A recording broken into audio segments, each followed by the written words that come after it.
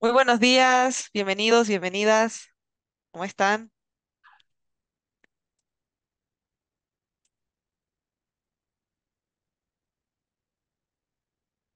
Muchas gracias por estar aquí. Vamos a dar unos segunditos nada más que se están sumando las últimas personas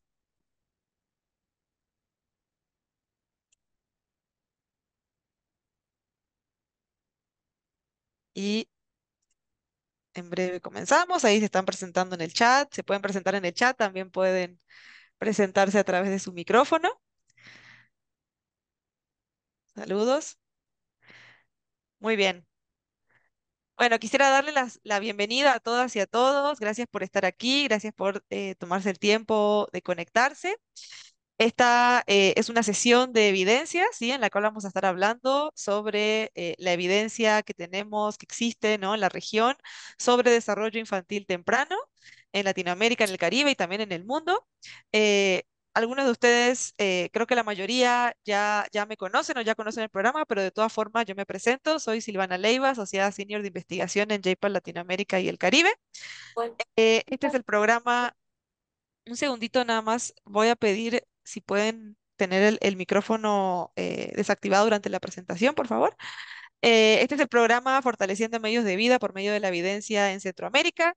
El objetivo de este programa es acercarnos a las organizaciones que estén trabajando en este momento en Centroamérica, que estén basados en Centroamérica y que estén interesados en temas como el desarrollo infantil temprano, la educación o de la agencia económica por su importancia de estos tres momentos en la vida, ¿no? Para lograr el desarrollo, para lograr romper, ¿no? Con el ciclo de la pobreza. Queremos brindar herramientas a las organizaciones para el uso de evidencia, para la mejora en la toma de decisiones en sus intervenciones.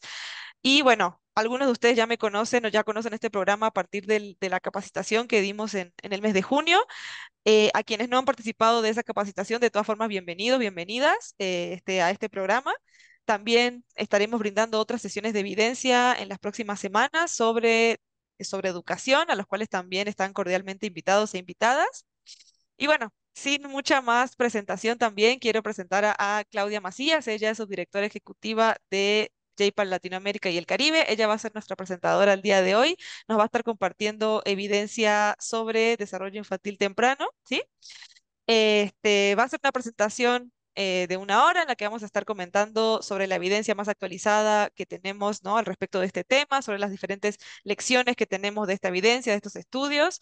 Sean bienvenidos a comentar, a preguntar las dudas que les vayan surgiendo. Yo voy a estar aquí moderando, digamos, esta charla. Cualquier pregunta, cualquier duda o comentario que tengan, pueden ponerlas en el chat, ¿sí? Y yo voy a estar contestándolas. Y bueno, si en caso necesitamos en algún momento preguntar algo a Claudia, también podemos hacerlo, ¿sí? En general voy a tratar de contestar las preguntas en el chat, pero sean bienvenidos también para poner tus dudas y preguntas. Y bueno, sobre el final, si nos da un poquito de tiempo, tal vez haremos una pequeña ronda de preguntas y respuestas. Así que bueno, sin más, yo te dejo, Claudia, el micrófono y acá estoy para responder sus dudas y comentarios. Perfecto, buenísimo, Silvana. Muchas gracias. Muchas gracias a todos por estar acá. Bienvenidos a esta sesión. Esta, como decía Silvana, bueno, vamos a hablar de evidencia en desarrollo infantil temprano. Este tema en particular a mí me interesa mucho, me gusta mucho. Y hemos trabajado desde la Oficina de Latinoamérica y el Caribe mucho en esta temática, no solo en ahora estamos trabajando en un programa específico en Guatemala, fortaleciendo capacidades en esta temática, pero también fortaleciendo o promoviendo evaluaciones en temática de desarrollo infantil temprano, pero también tenemos experiencia o algunos proyectos que hemos trabajado en Perú y en otros países de Latinoamérica. También actualmente estamos trabajando en una temática de educación temprana en Brasil. Entonces, tenemos muchas cosas que compartir, no va a dar la hora para todos, entonces nos vamos a enfocar en algunas temáticas específicas. Y como decía Silvana, si hay algunas preguntas, siéntanse libres en hacerlo en el chat. Entonces, aquí el contenido principalmente lo que vamos a tratar el día de hoy es por qué el desarrollo infantil temprano es importante. Me imagino que esto lo voy a pasar bien rápido porque yo sé que para la mayoría de ustedes, si están aquí, saben lo importante que es el desarrollo infantil temprano, pero vamos a hablar de intervenciones y de evidencia que tenemos en distintas áreas. Ahorita voy a explicar un poquito por qué escogimos estas áreas del desarrollo infantil temprano. Entonces, lo primero es que, aunque para muchos de ustedes no es nuevo, siempre es importante para nosotros recalcar lo importante que es el desarrollo infantil temprano en términos de los resultados que este tiene en cognición, en educación, inclusive aunque no, aunque a veces lo veamos bien lejos, en ingresos en el mercado laboral. O sea, los niños que recibieron un ambiente, un estímulo, que estuvieron saludables, etcétera, en tema de desarrollo infantil temprano muestran que tienen mejores resultados en el mercado laboral, ya de adultos, ingresos más altos. Entonces es bien importante, es una ventana de oportunidad muy, muy importante en donde las personas como nosotros, sé que muchos de ustedes tienen sus organizaciones, es donde podemos hacer mucho cambio a lo largo de la vida de una persona, en temas de salud mental también, inclusive reducción de crimen y delincuencia. Entonces, como decía, una ventana breve pero bien poderosa de intervenir. Esta es una gráfica que nos gusta mucho, bueno, que nos gusta mucho para representar lo importante que es el desarrollo infantil temprano. Acá vemos, son dos líneas, digamos. La que es más fuerte es una muestra en Bogotá de hogares de bajos ingresos y medios ingresos. Entonces, no están aquí los más ricos de Bogotá, sino más bien están a nivel medio alto, digamos. Entonces, la línea fuerte de aquí es las familias que están en el último cuartil de esa muestra, que son ingresos medios altos. Y esta línea acá es la punteadita, es las familias o los niños que viven en familias de bajos ingresos, de los de menores ingresos de la muestra.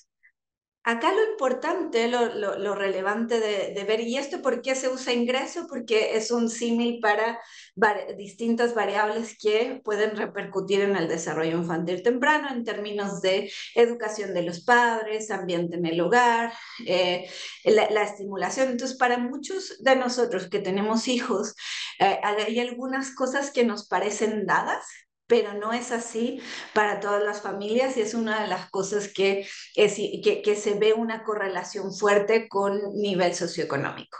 Entonces, acá lo que vemos es que hay una diferencia a los primeros meses de vida, hay diferencia, pero no es tan grande, por ejemplo, a nivel cognitivo, y vemos cómo esta diferencia va creciendo en el tiempo a medida que los niños van creciendo, se ven esos desarrollos cognitivos que la brecha se va ampliando y vemos que en todos ellos las brechas en distintos niveles o criterios del desarrollo que miden el desarrollo infantil temprano, se ven muy, muy grandes estas diferencias. Entonces, esto es en términos de diagnóstico, esto es en Bogotá, pero hay varios estudios que tienen gráficas similares y lo que compartimos acá es la importancia que tiene distintos ambientes, distintos factores en el desarrollo infantil temprano y cómo esto se ve en la gráfica también. Y acá, entonces, en general, como desde JPAL, como trabajamos la evidencia en desarrollo infantil temprano, es temáticas de salud preventiva, de estimulación temprana, de ambiente en el hogar y de nutrición. Salud preventiva, me voy a enfocar en esta presentación, me voy a enfocar en salud preventiva y estimulación. Sin embargo, es bien importante también la evidencia que tenemos en ambiente en el hogar y en nutrición. En nutrición, yo sé que algunos de ustedes participaron en una presentación de evidencia que dio Karen McCours, entonces por eso no me voy a enfocar en tema de nutrición. Ambiente en el hogar, para que más o menos a grandes rasgos sepan a qué nos referimos con ambiente en el hogar. Son distintas cosas que pueden influir en el desarrollo infantil temprano de los niños. Algunos tienen que ver con la parte física del hogar, la parte física de la vivienda, por ejemplo, piso de tierra. El tema de las casas que tienen piso de tierra, obviamente que tienen efectos negativos en la salud a toda la familia, pero se ve en la evidencia que estos efectos son mayores en los bebés, en los niños de menor edad, también porque están gateando, tienen más contacto con la tierra, se meten la mano a la boca. Entonces, el tener, por ejemplo, un piso firme tiene grandes efectos en el desarrollo infantil temprano y en la salud misma, que tiene que ver con el ambiente en el hogar. Temas similares sería, por ejemplo, estufas de leña, calefacción de leña, que el ambiente, digamos, del aire también afecta a los niños, a todo el hogar, pero a los niños en particular también, a los niños de menores ingresos, de menores edades. Y también en el ambiente en el hogar tiene mucho, otras de las intervenciones tienen que ver con el tema de actividades, de beneficios socioemocionales en el hogar en general. Por ejemplo, cómo tratan los niños, perdón, los papás a los niños en términos socioemocionales, etcétera. Pero eso no vamos a entrar demasiado, vamos a entrar sobre todo en salud preventiva y estimulación en esta sesión. Entonces, sobre salud. Entonces, salud preventiva. La salud y nutrición son esenciales para el éxito futuro, eso ya lo mencionamos. ¿Qué tipo de cosas vemos que son relevantes en términos de salud? Por ejemplo, prevención de enfermedades transmisibles, como por ejemplo la malaria. En algunos países de Sudáfrica se ven algunos de las intervenciones que han tenido grandes efectos a nivel de desarrollo infantil temprano, que es las mallas antimosquito, por ejemplo. Esas previenen la picadura de mosquitos y la eventual transmisión de malaria, como esas otras enfermedades que pueden ser transmisibles y que afectan al desarrollo infantil. Lactancia y alimentación, prevención de diarrea y enfermedades provocadas por el agua. Esto tiene mucho que ver con la nutrición también, porque si tú tienes suplementos alimenticios, pero los niños tienen diarrea, no va a servir de mucho. Entonces, eso también es importante en términos de salud. Cuidados prenatales y estado nutricional de las madres y vacunación. Entonces, todo esto impacta en las habilidades de desarrollo de los niños y de los niños. Entonces, la cobertura puede ser baja incluso cuando hay fácil acceso de los servicios.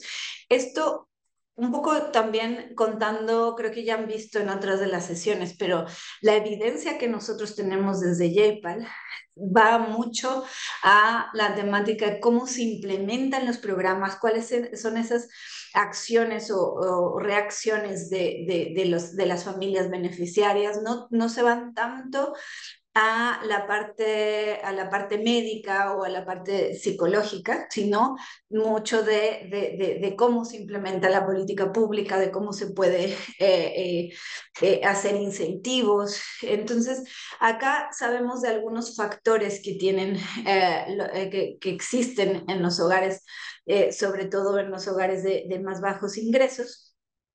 que pueden evitar que tengan acceso a todos estos servicios de salud.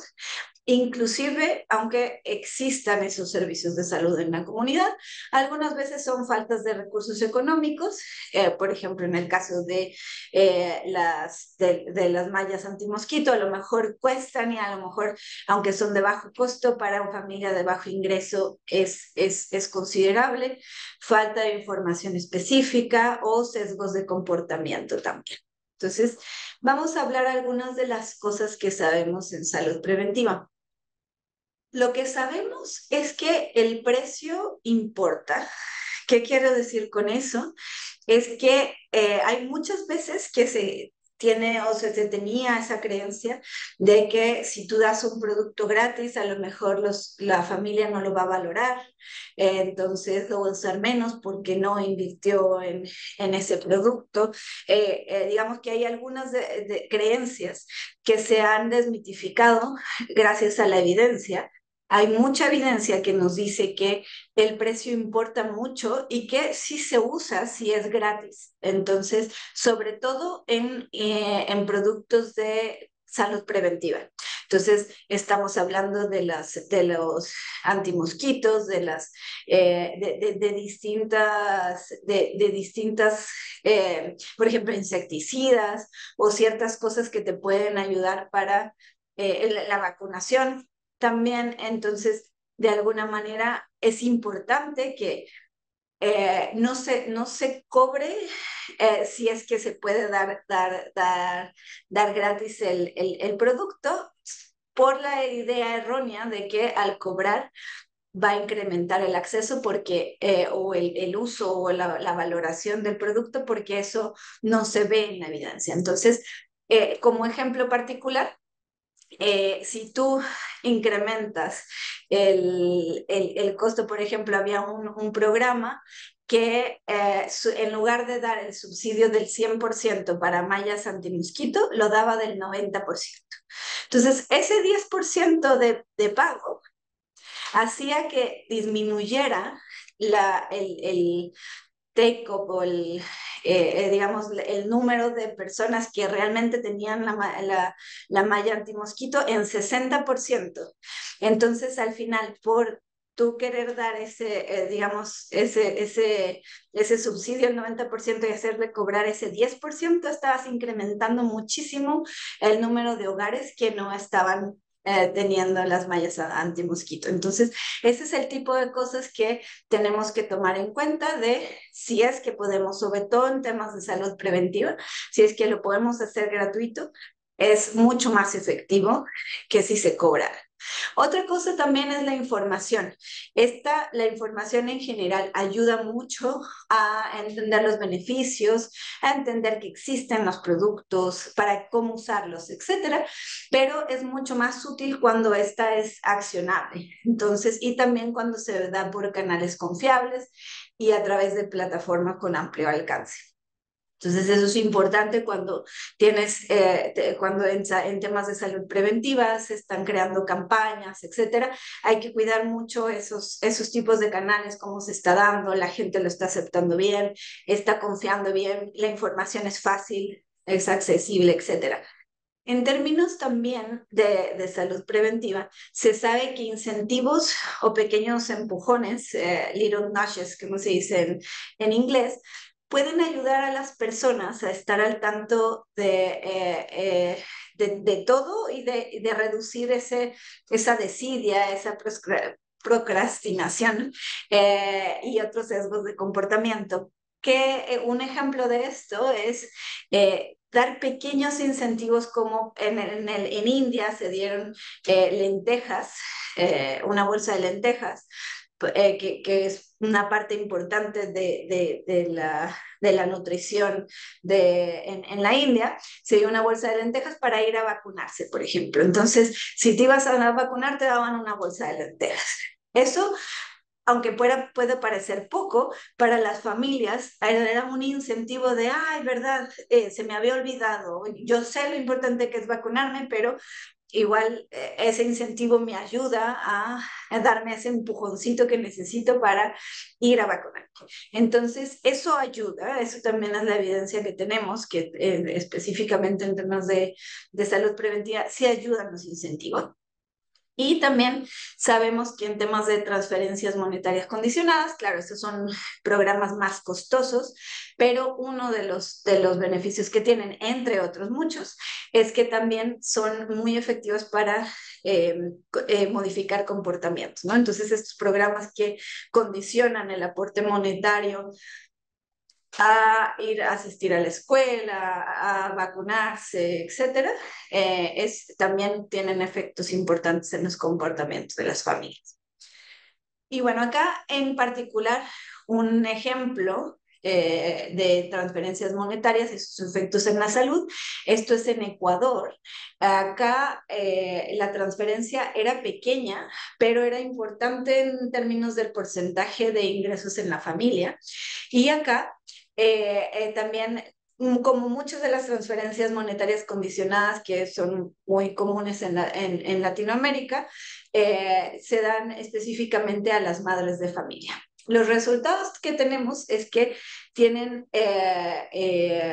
resultados importantes en los niveles de hemoglobina de los niños, también mejoraron el control de la motricidad fina, resultados cognitivos, también mejoras en nutrición y medicamentos antiparasitarios. Creo que también es importante mencionar que tuvo efectos positivos en el desarrollo físico, cognitivo y socioemocional de los niños. Entonces, en general, las transferencias monetarias ayudan a la parte de salud, entre otros, que después vamos a ver otros de los efectos que tienen las transferencias monetarias condicionadas o no condicionadas también en, en la salud de los niños. Acá, bueno, también reducir la depresión materna. Otra cosa que también puede influir en la salud de los niños de menores edades, es la salud mental de la madre. Y esto es bien importante porque no tenemos muchas respuestas al respecto. Este es un estudio que se hizo que es bien interesante, pero en general hay mucha pregunta sobre cómo se pueden hacer programas de bajo costo, digamos, o costo efectivos para mejorar la salud mental de la madre. Este es un ejemplo, pero en verdad hay muchas preguntas todavía de cómo combinar algunos programas de estimulación con salud materna, etcétera. Y este programa es muy interesante, que se hizo en Pakistán, se focalizó en mujeres embarazadas con depresión en zonas rurales en Pakistán y se hicieron terapias cognitivo-conductuales. Se observó la evolución de las habilidades socioemocionales de los niños y los niños, de las niñas y los niños. Y los resultados que se vieron es que redujo la depresión entre las madres y también tuvieron resultados en la salud infantil y efectos pequeños y temporales en las habilidades socioemocionales de los niños y las niñas. Entonces, este tema de salud mental creemos que es bien importante, pero todavía existen varias preguntas de cómo se puede implementar y de cuáles son esos impactos o cómo se pueden incrementar los impactos, no solo en términos de salud, sino también en términos de habilidades socioemocionales que pues, se puedan extender a lo largo de la vida. Entonces, eso en términos de salud. En términos de estimulación, tenemos mucha evidencia. Aquí me voy a enfocar gran parte de la presentación en temas de estimulación temprana. Entonces, acá lo importante, digamos, en términos de estimulación temprana es que partir de la idea y del hecho de que actividades simples de juego con los niños es sobre todo estar ahí con el bebé, con el niño chiquito, a través del juego, a través de la conversación, a través de la lectura de la música, que muchas veces cuando nosotros recibimos esa estimulación cuando éramos niños, nos puede parecer algo obvio y algo que se hace de manera rutinaria y algo que le llaman estimulación temprana, pero en verdad es jugar con el niño. Es estar ahí, es hablarle, pero muchas veces esto se ve afectado porque no todas las familias saben de la importancia o no todos los padres y madres saben de la importancia de este tipo de actividades. Entonces, por ejemplo, a veces hay localidades en las que existe la creencia de que no hablarle al niño hasta que no tenga 1 año, 2 años de edad, entonces el bebé, no hay esa interacción de estar jugando con él, de estarle presentando ambientes con juego.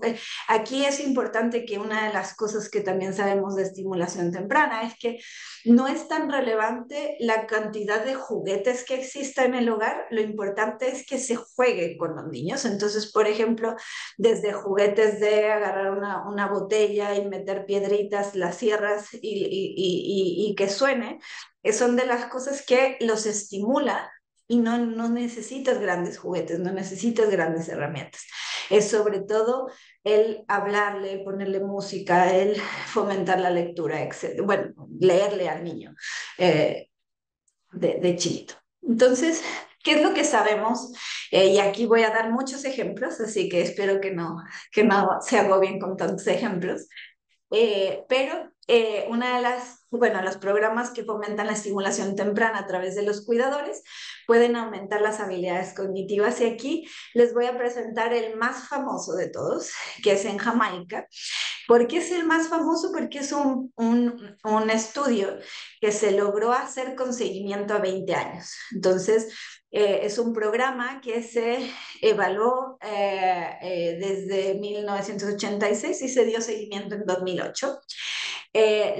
Lo que es bien importante porque existía poca evidencia, sabíamos que el desarrollo infantil temprano es relevante en todo el ciclo de la vida, pero acá se ve con datos que tiene efectos, ay, perdón, que tiene efectos de largo plazo. Entonces, en este caso es un programa que se hizo de pequeña escala, ¿sí?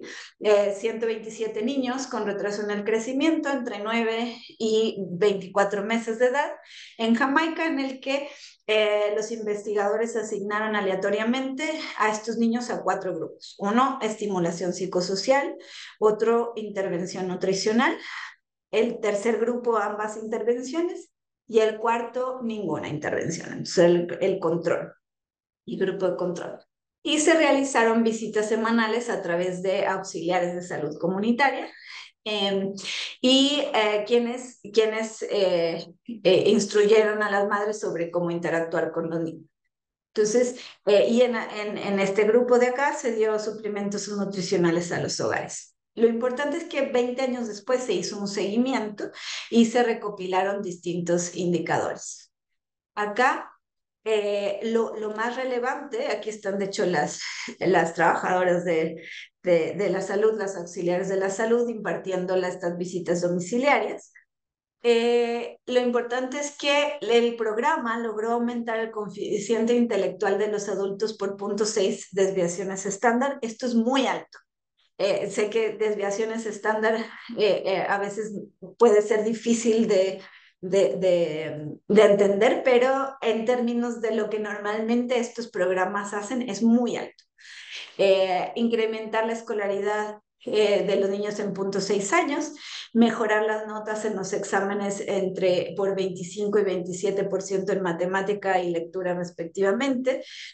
Y esto es bien fácil de entender y bien relevante, que aumentar los ingresos a edad adulta de los adultos, de los niños que recibieran la estimulación temprana, 20 años después ganaban 25% más que los que no recibieron la estimulación temprana. Entonces, Esto es bien interesante y bien relevante porque se puede ver que un programa puede tener estos efectos a largo plazo.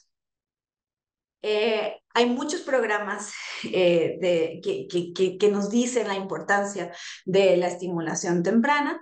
Hay 15 evaluaciones en otros 10 países que lo que nos dicen es que programas que promueven la estimulación temprana logran cambiar el comportamiento de los cuidadores y los padres, que en general son los padres madres, puede mejorar el desarrollo cognitivo de los niños.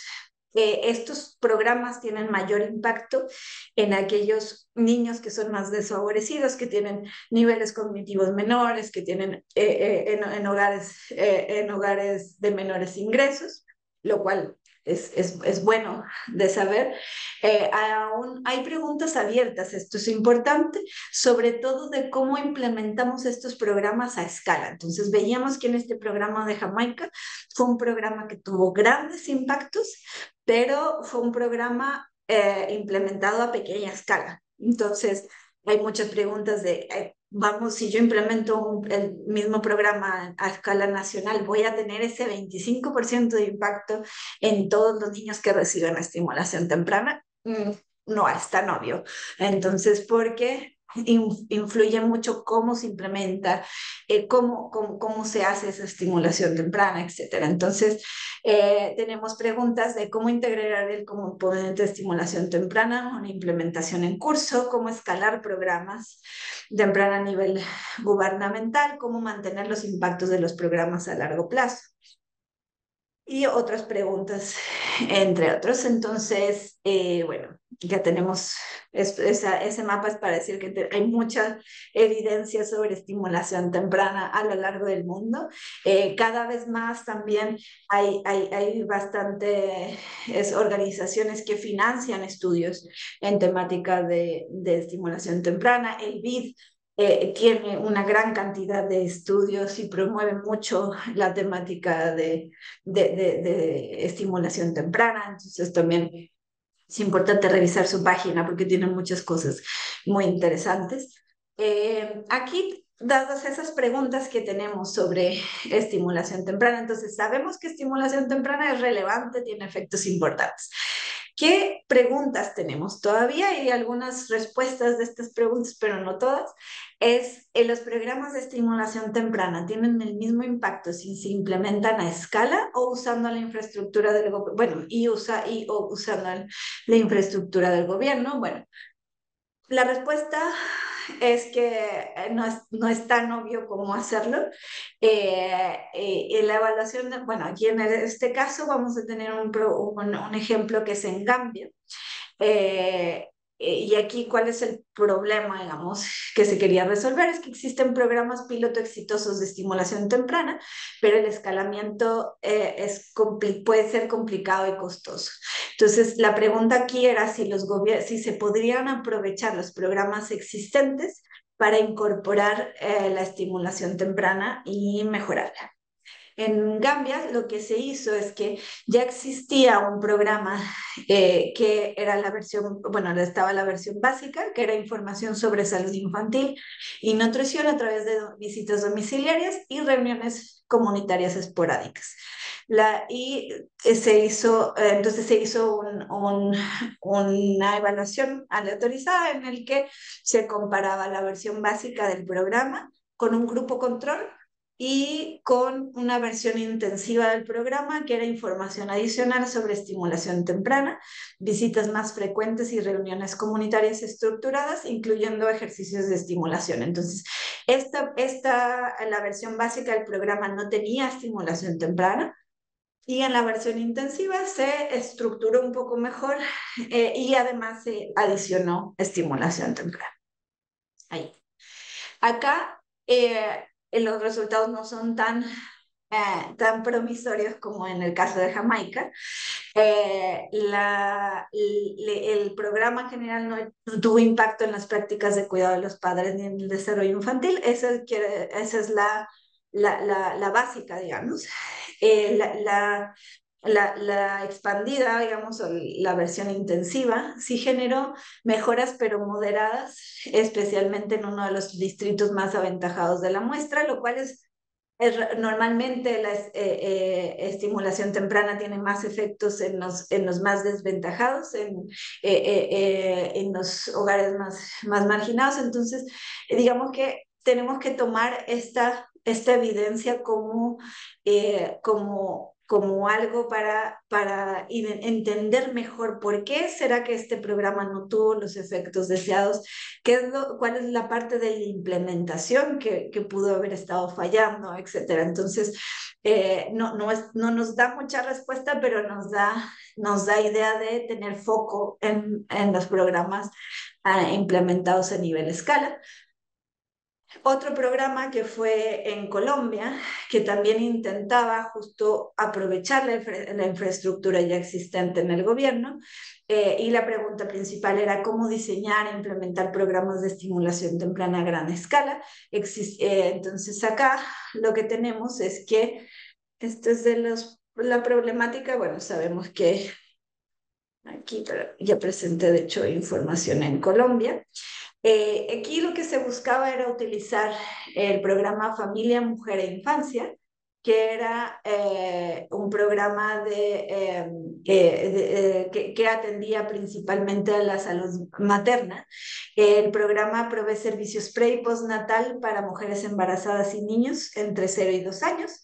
Y también se ofrecían reuniones grupales semanales y una visita mensual al hogar. Entonces, la idea era utilizar esta infraestructura para fomentar la estimulación temprana también.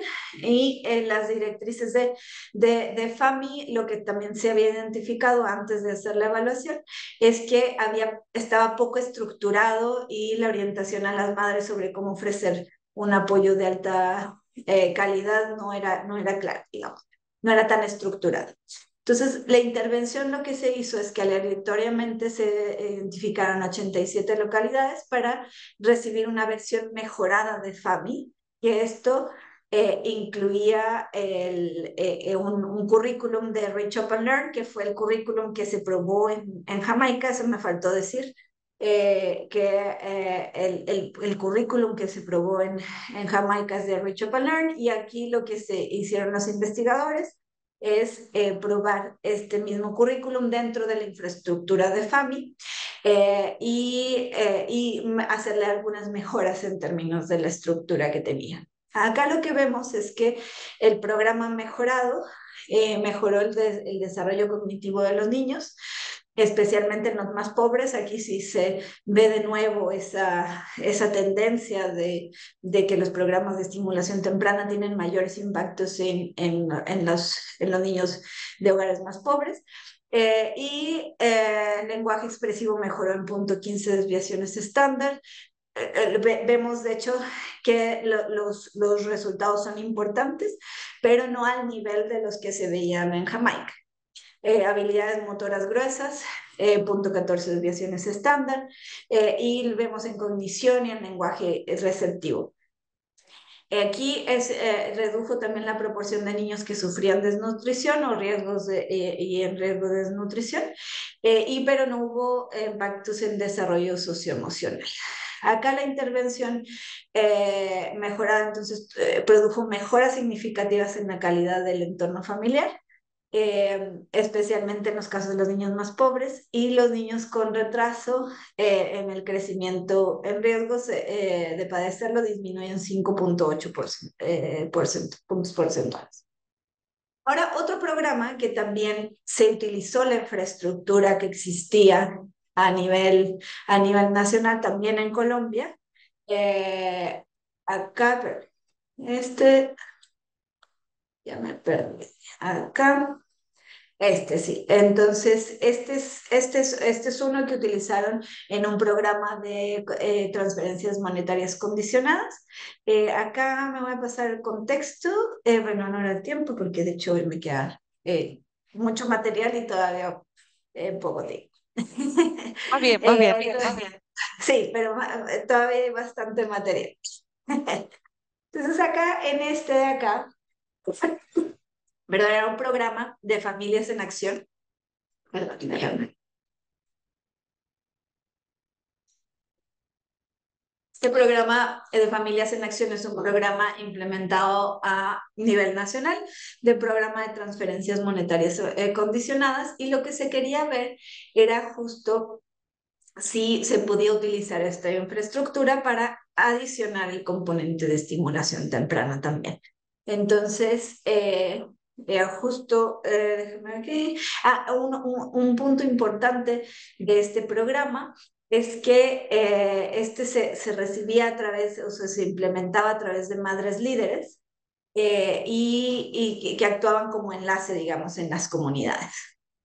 El impacto de estimulación tuvo, digamos, el programa se asignaron aleatoriamente 96 municipios, en el que un grupo era el programa con estimulación psicosocial y el otro grupo era un programa de suplementos de nutrientes.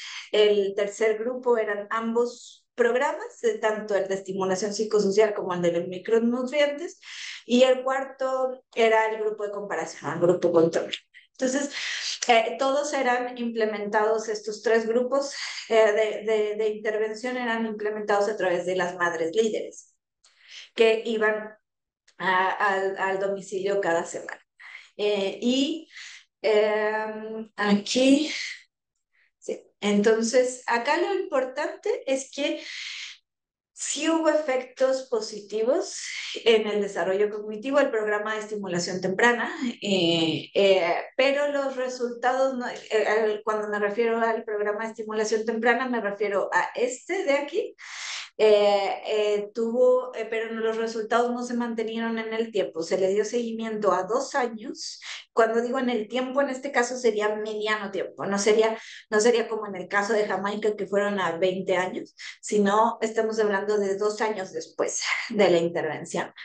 Entonces no se mantuvieron estos programas. Hablando con los investigadores que hicieron esta evaluación, tienen interés de incrementar de darle seguimiento nuevamente a los mismos hogares, porque hay veces en los que los efectos pueden desvanecer, pero regresar en el tiempo. Entonces, no se sabe si ese es el caso, pero en este caso se vieron que no se mantuvieron a 2 años de la intervención. El programa de micronutrientes solo no tuvo efectos en el desarrollo infantil, y también el que está combinado, digamos, es este de ambos programas. No se ve que haya habido interacciones en el que los programas que los niños que recibieron tanto el programa de estimulación como el de nutrientes hubieran tenido mejores resultados que los que solo tuvieron el de estimulación. Entonces, al final lo que sabemos es que en este caso en particular, el programa de estimulación sí tuvo efectos, pero no había como si lo combinabas con el aporte nutricional, no es que incrementaran ese impacto. Y bueno, eso es importante, que lo que nos dice acá es que, a diferencia del primero que mostré, este sí se ve que tiene efectos. Entonces, ¿y qué podemos hacer?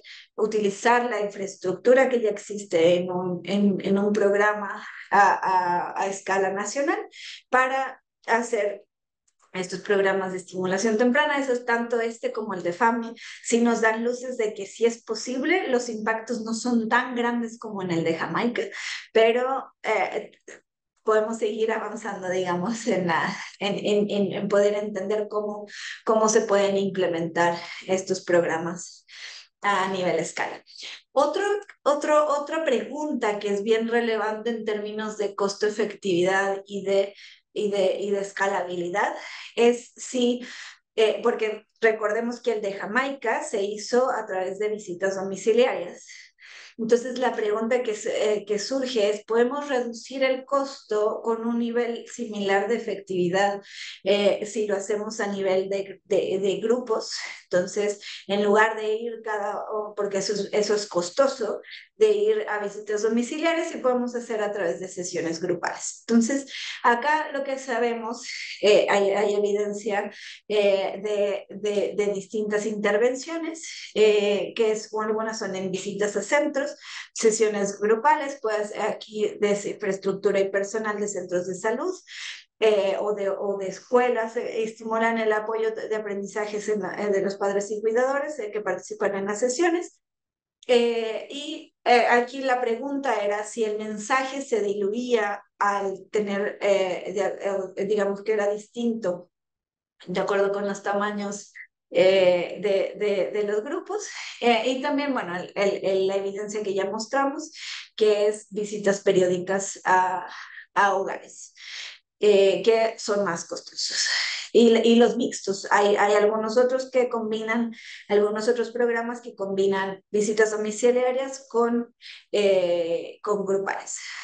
Y acá, entonces, tenemos distintos, digamos, evidencia de las visitas grupales. Tenemos alguna evidencia en México, que sí tuvo mejoras en el desarrollo cognitivo, habilidad verbal y memoria. Tenemos en Bangladesh, desarrollo cognitivo, el lenguaje y motricidad. En Colombia, lo mismo. En Chile también tenemos algunas mejoras, no voy a entrar en el detalle de esto.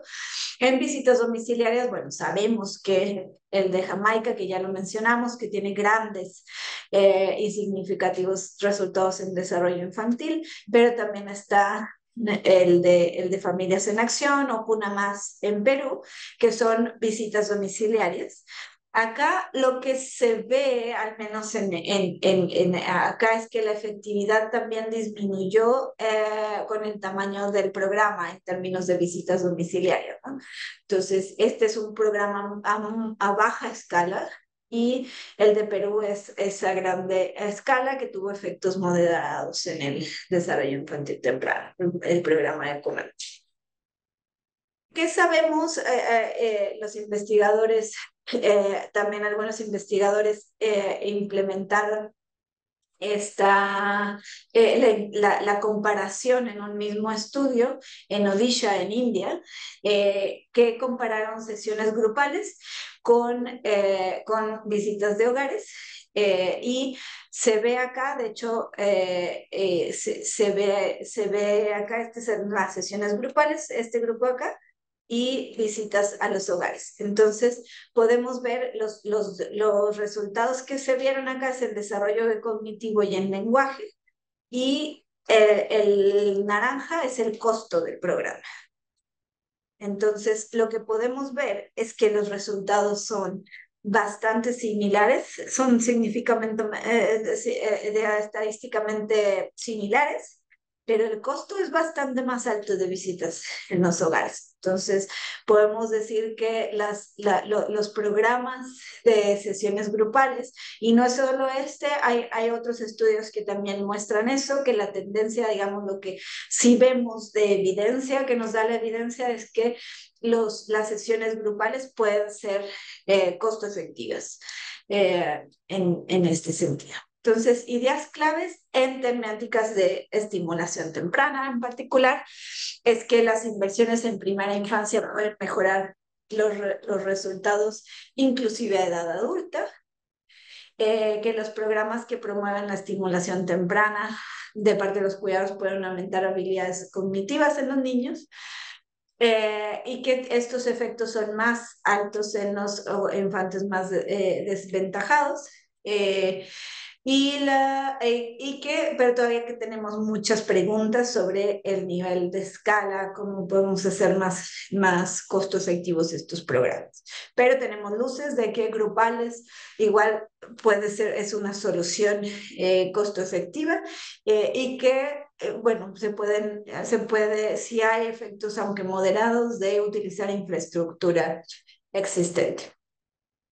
Eso está ahí como, claro, vamos a seguir viendo temas de estimulación temprana, pero otro de las preguntas que se dan en términos de estimulación temprana, no exactamente el mismo modelo como el de Rich Open Learn, que era de estimulación temprana en general.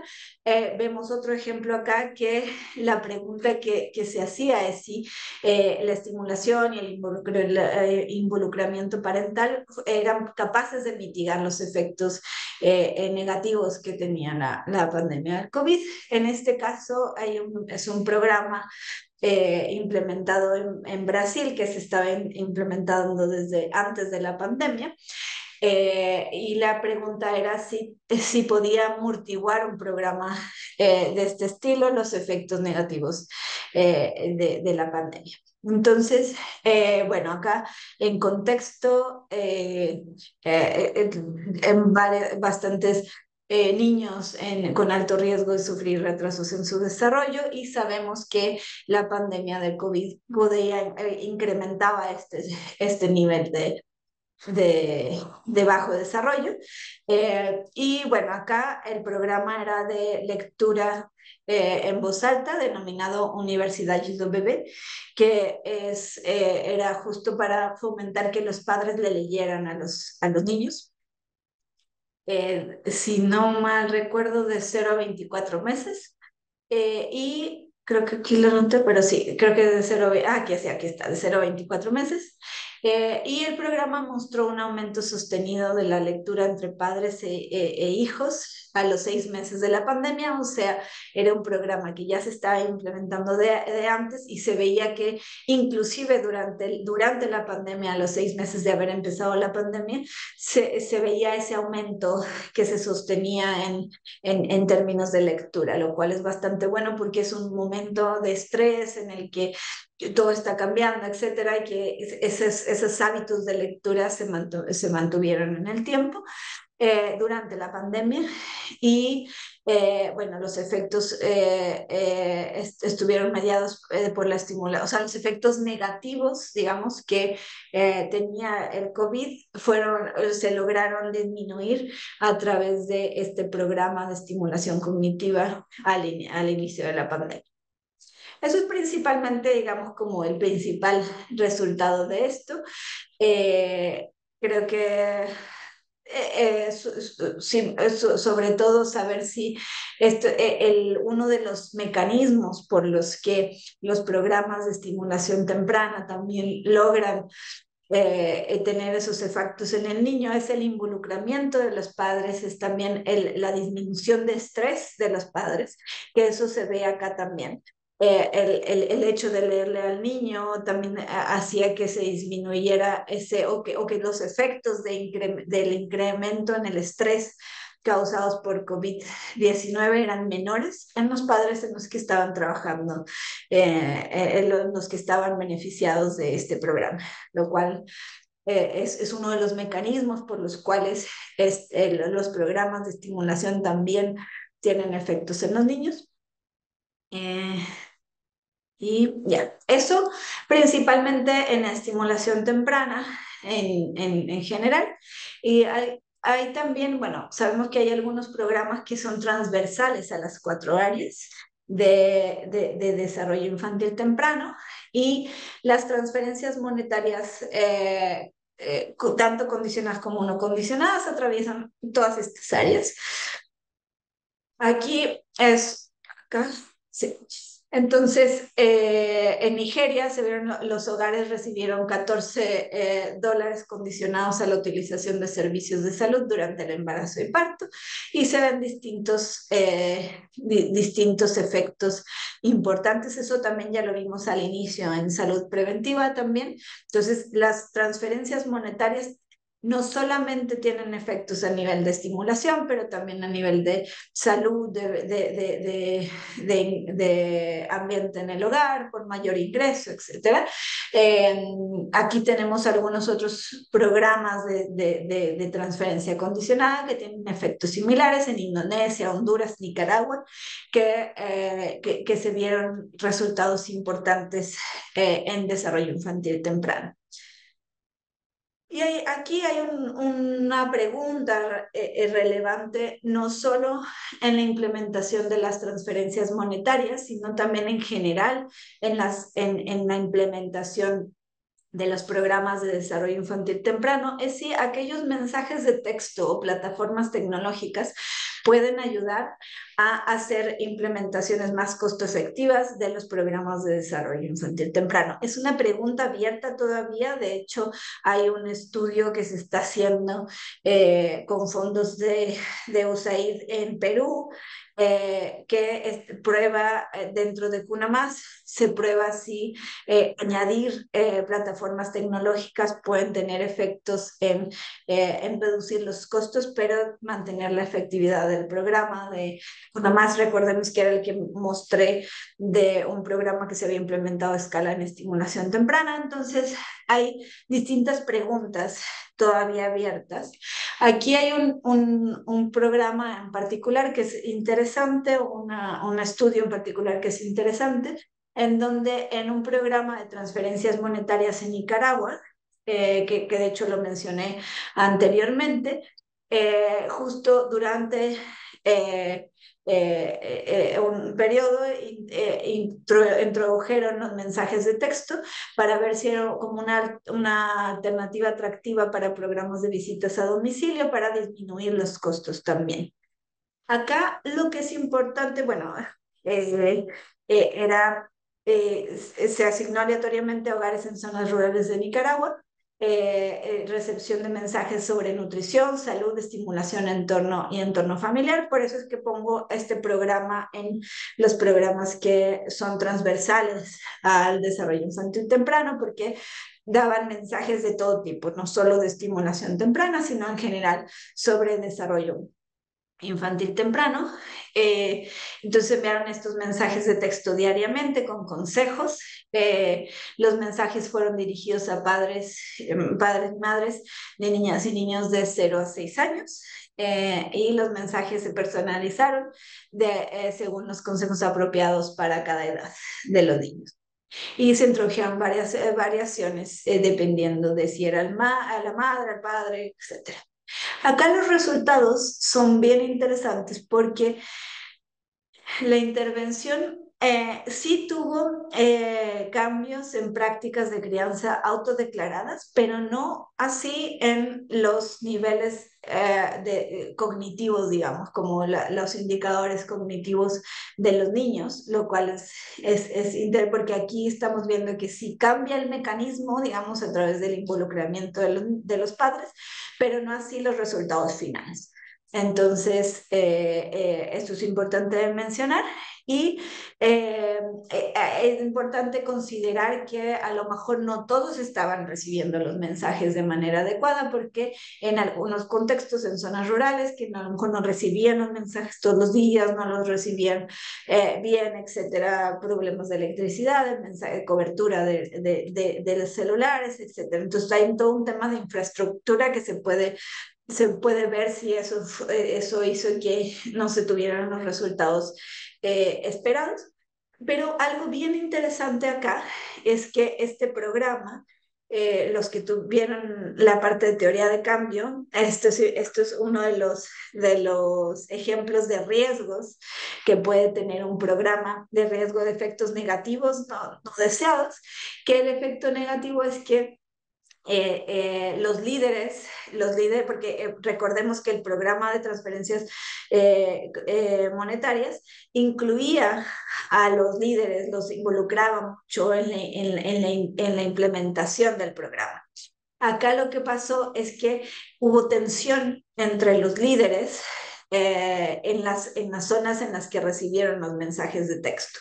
Entonces hubo una sensación de deslegitimación de los líderes, algo de desmotivación. Entonces, eso es importante considerar que si bien puede haber un beneficio en la costo efectividad de este tipo de programas, también puede tener efectos negativos en términos de cómo se está implementando el programa, de esta interacción con la comunidad. Entonces es importante considerar todos estos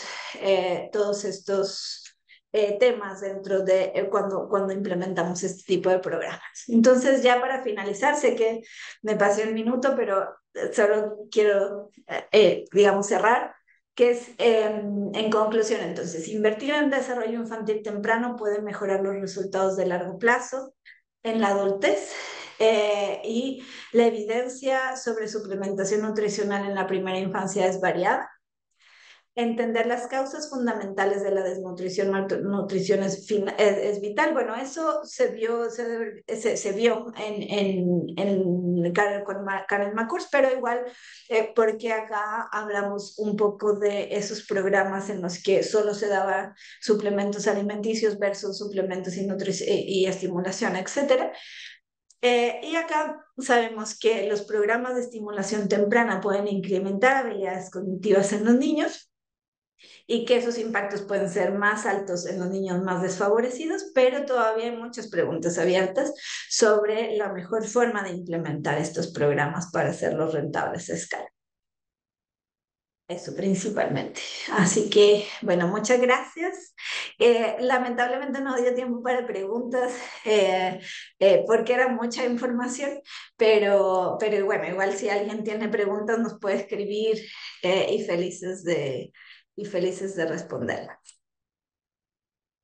Muchísimas gracias, Claudia. Fue una excelente presentación, muy interesante toda la evidencia que nos compartiste. Como bien mencionaste, lamentablemente ya no nos quedan minutos para preguntas, pero ahí les dejamos también nuestros correos electrónicos para que nos puedan escribir. Esta sesión fue grabada, así que yo les voy a compartir la grabación a todos ustedes. También a quienes me estuvieron preguntando por la presentación de Karen McCourt, también se las voy a compartir, quienes no pudieron estar allí la semana pasada, para que puedan tener toda la evidencia. Muchísimas gracias por estar aquí y bueno, estén atentos a las próximas invitaciones. Vamos a continuar con estas sesiones de evidencia, también otras temáticas. La siguiente es sobre educación, así que sería un honor contar con todos ustedes. Muchísimas gracias y que tengan un excelente día.